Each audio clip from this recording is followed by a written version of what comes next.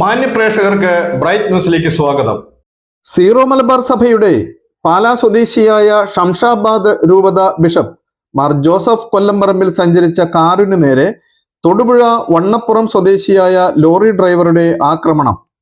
പെരുമ്പാവൂരിൽ നിന്ന് ബിഷപ്പിന്റെ കാറിനെ പിന്തുടർന്നെത്തിയ ലോറി മൂവാറ്റുപുഴ സിഗ്നലിൽ എത്തിയപ്പോൾ ബിഷപ്പ് സഞ്ചരിച്ച കാർ ലോറി ഡ്രൈവർ അടിച്ചു തകർക്കുകയായിരുന്നു. ഈ ആക്രമണ വാർത്ത വളരെ ഞെട്ടലോടെയാണ് പൊതുസമൂഹം പങ്കുവച്ചത്.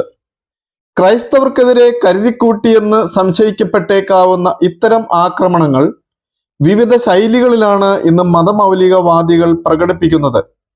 താമരശ്ശേരി ബിഷപ്പിന് എതിരെയുണ്ടായ വധഭീഷണി, പള്ളുരുത്തി സെന്റ് റീത്തസ് സ്കൂളിലെ ഹിജാബ് വിഷയം, കളമശ്ശേരി മാർത്തോമാ ഭവൻ ആക്രമണം, പാലാ ബിഷപ്പ് മാർ ജോസഫ് കല്ലറങ്ങാട്ടിന് എതിരെയുണ്ടായ ആക്രോശങ്ങൾ, ഛത്തീസ്ഗഡ് കന്യാസ്ത്രീ വിഷയം, വഖഫ് ബോർഡ് തുടങ്ങിയ വിഷയങ്ങൾക്കൊന്നും തന്നെ കേരളത്തിലെ പ്രീണന രാഷ്ട്രീയ ഭരണ പ്രതിപക്ഷങ്ങൾക്ക് മറുപടിയില്ല.